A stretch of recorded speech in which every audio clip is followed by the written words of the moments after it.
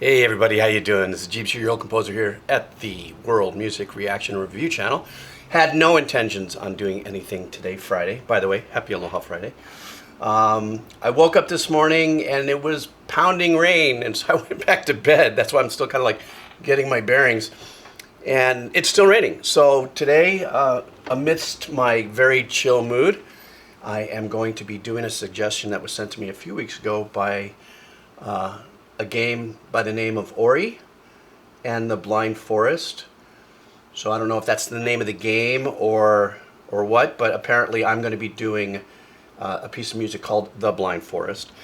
And when I looked at this here, they sent me a YouTube link, and so I'm looking at it, and it has all these chapters. I'm going, well, there's a few small pieces before that, and usually those first couple of pieces sometimes connotate where the maybe the melody of the whole, thematic melody might rest there. So I'm going to listen to a couple of tracks before this, and so this is probably going to be a little bit kind of a long review reaction. And so I want to thank so many of you that come to Twitch and hang out. I have Dark Souls tomorrow coming at 6 p.m. Pacific time. I'm going to go run through that. And also the link for that, and also the cup of coffee. So you should see fit to buy me some coffee. Shall be down below. All right, guys, this is it. I don't think I'm listening to just the Blind Forest first. What am I listening to here? Okay, this one's going to be Lost in the Storm featuring Ariella Brighton. So let's do this. All right.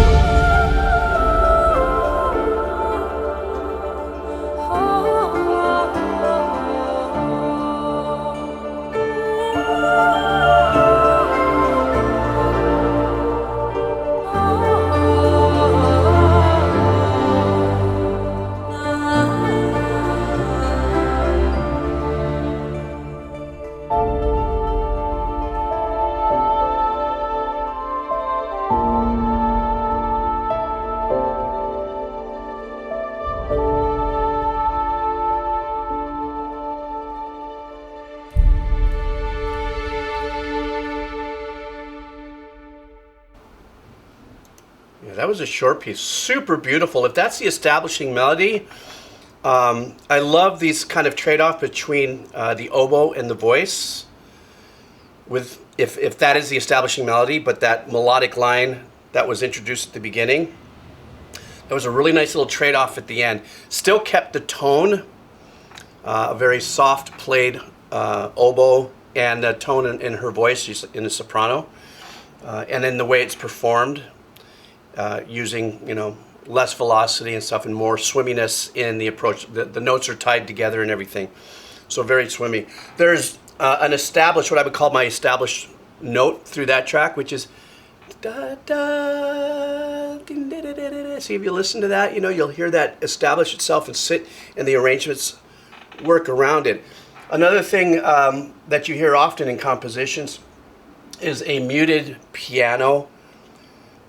So it's not a piano that's bold and crisp sounding. It's got kind of a dull sound to it. And with the ambience of that, also there's a nice reverb on it. It's the chords that are being played establish a particular ambient mood, but what really sets this off into an ambient ethereal vibe, excuse me, are the strings that come in and out. And there are some pad work in the back a little bit. And also I noticed that there's also a little bit of, there was a little synth sequence kind of dancing around. So that kind of gives you a little bit of hopefulness. I mean, I don't know what the game is. I don't know what it looks like except for this little holding card here. It kind of has the same, maybe like a Hollow Knight meets, I don't know, a Journey kind of vibe. You see, I'm learning. I'm getting there, huh? Now that I can make references, so So let's continue on. This next piece is called Embracing the Light, featuring Rachel Mellis. Forgive me if I get the names wrong.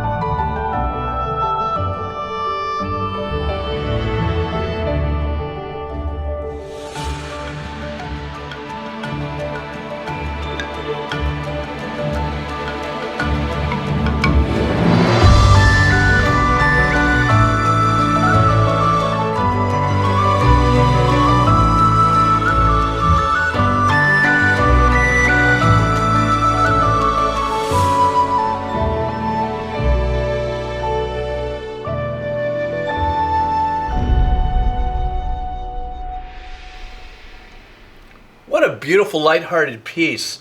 Very uplifting, and a lot of it had to do with there's this little tempo kind of thing that is used by composers to establish a certain vibe.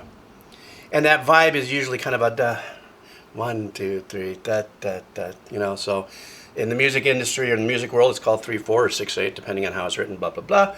Tango, but it's da, da, da, da. And in this case, it was very lighthearted and stuff. And there's still, once again, there's still a through note, a little arpeggiation that's happening in the back with the piano very lightly. And then you go in and out of what I think was a lute. Once again, the oboe. You know, the oboe can be a Ginsu knife if it's played, you know, with a little bit of power and stuff. And once again, there's this really, really round sense of ambiance that's been created so far. I've only listened to 2 tracks. But it seems very ethereal, ambient, supportive, in what I would call its bass arrangements. Not bass like bass, double bass, but what's happening down here that's supporting the melodies that's moving around. So there's still a little arpeggiation. It's until we breathe a little bit towards the end and we bring you to some kind of a climax here. But I'm assuming that that part of the game was something found, or the journey is beginning, or something of that nature. And because it was very, and of course, compared to the first one, this one has a little bit more of a rhythmical lift to it, you know, with the composition. So, all right, let's continue on. This next one is The Calling Out. Okay.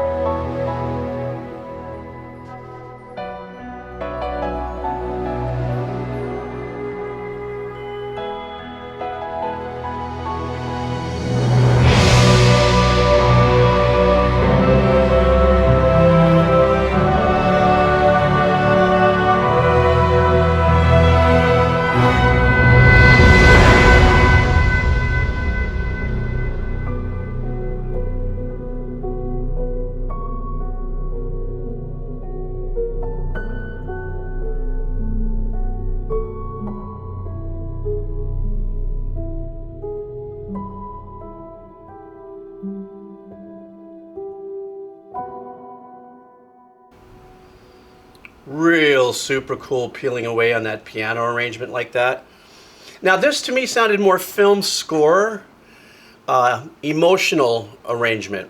Now, excuse me, you guys will have to help me with this. A piece like this, I don't know, in my mind I'm still going, where might they use this to loop through during gameplay? This sounds a little more like it's a, well, in film we would call it establishing shot, turnaround music. You know, the family leaves, gets in the car, drives through the countryside, getting to the other side until there's more dialogue. So it's driving through the mountains of something like that. Once again, we're using this really light, soft piano at the beginning, at the bases of it. It's a very emotional way to use the piano, especially in its sparseness. I don't have my rig up, but in its sparseness in the notes. It's not full-blown chords, you know, that's completely, you know, lifted out. It could be, you know, 1/5 or something. But it's just these intervals are wide open, and they could be very played uniquely. It could be very settling, very somber, or it could be very daunting and very heavy. Yet just using 2 keys in that, you know, unless maybe you have something happening in an octave with the bottom. I loved every now and then for texture. There was a sound of like a blowing, I don't know the name of whatever type of flute or woodwind that might cause that. You really hear the breathiness of it pop through in the back. So that whole thing was just beautiful, just to set you into something. And then, of course, bringing it to the end, the composer brings you up a little bit with a little more power in the strength and a little more of a turnaround in the chord changes, but then brings it right back down and just kind of glides off on that. That's why, to me, it sounds a little more scene scored than it is, but you guys will tell me, a piece of music that is, being repeated through gameplay. All right, so this is the last one on this little run. This was the original track that they wanted me to listen to, called The Blind Forest. So this is a couple minutes long, so let's do that.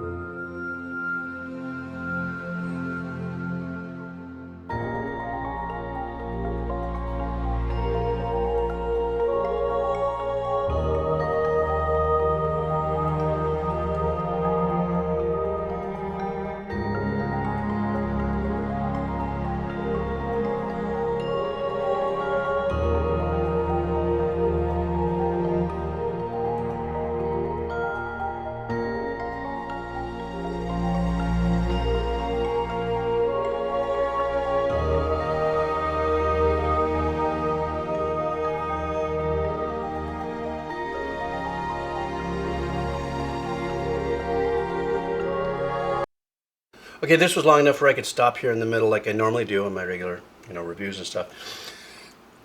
I love how there is this light sense of darkness that he starts with the lower end of this. I don't know if it's a low string he's using or a pad of sorts. There's a low note that just kind of hums and just kind of keeps you on edge emotionally as these little string swells that he's got coming in, and he changes the notes in there. I think there's only maybe 2 notes in that goes from, I'm not going to say a dissonant vibe, but he kind of yo-yos in and out of darkness and kind of and gives you a break in and out just a little bit.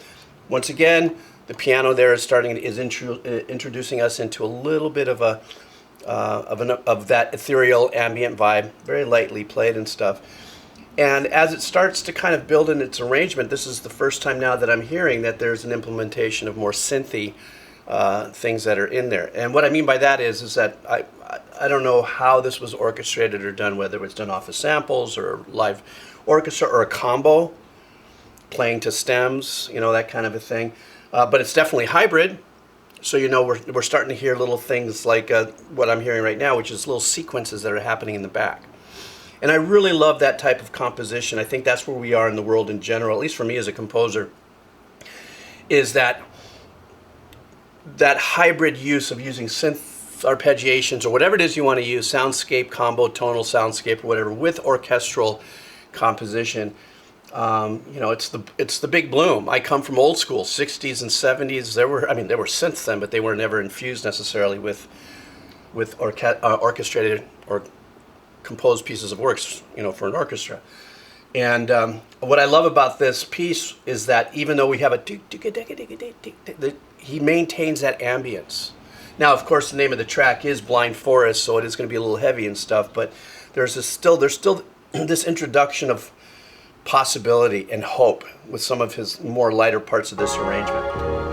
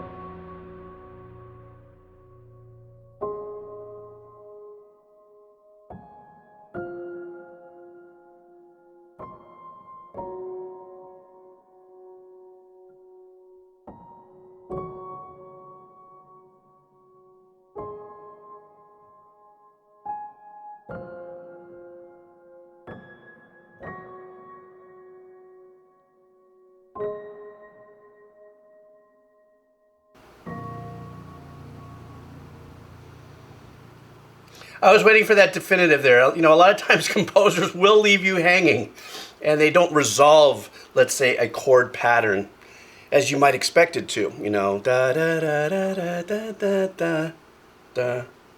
You know, sometimes da da da da da da da. And off quarters, and then leave you dangling there. You know, to kind of leave you in a question. It kind of leaves you in a question, like where's it going to go? Where's that? You know, based on that arrangement. And once again, I love how this peels off. And again, I am in my mind going, how is this working in the gameplay and stuff like this? If this loops, or I think, was it Hollow Knight or something, where music comes in and then it'll fade out completely, and then it will come back in the same gameplay. So you guys got to teach me a little bit about this. It looks like a super cool game, like something I can get into as an old man. I'm still waiting for my freaking paddle or the game control. Amazon's dropping the ball, so. But I thought this was wonderful. I thought it was beautiful, and it looks like there's a ton more to do. So you guys go ahead down below and fill in the comments if there's other Ori and the Blind Forest soundtrack tracks you'd like for me to check out.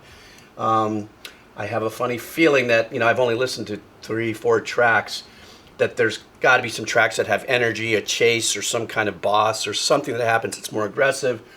And so tell me which one of those you'd like for me to hear, because, you know, I'd like to hear how else this composer takes some of his, you know, more bolder skill set and, you know, applies it to music and stuff. So anyhow, thanks for hanging out. Like I said, tomorrow I'm going to be doing Dark Souls on Twitch. So don't forget to drop by there. That link will be down below. And have yourself a great weekend if you don't come to Twitch. And remember, if you don't like Twitch or you don't come to Twitch, because I leave everything up as video on demand, free for everybody. You don't have to be a subscriber. You can always just go there and just look and just watch it. And then you don't have to participate if you're not a Twitch user and you see comment streaming. It's not live because it's recorded. But I do eventually chop these things up and put them on the YouTube channel, so you will eventually see whatever it is that I put out on Twitch. You know, I make sure that everybody from the Sonic Salad Bar gets an opportunity to walk across it and get a serving. Don't know why I use that as a metaphor, but I did. If you're still here, type in "I'm still here." Thank you for all the support. Links are down below. Have a great weekend. See ya.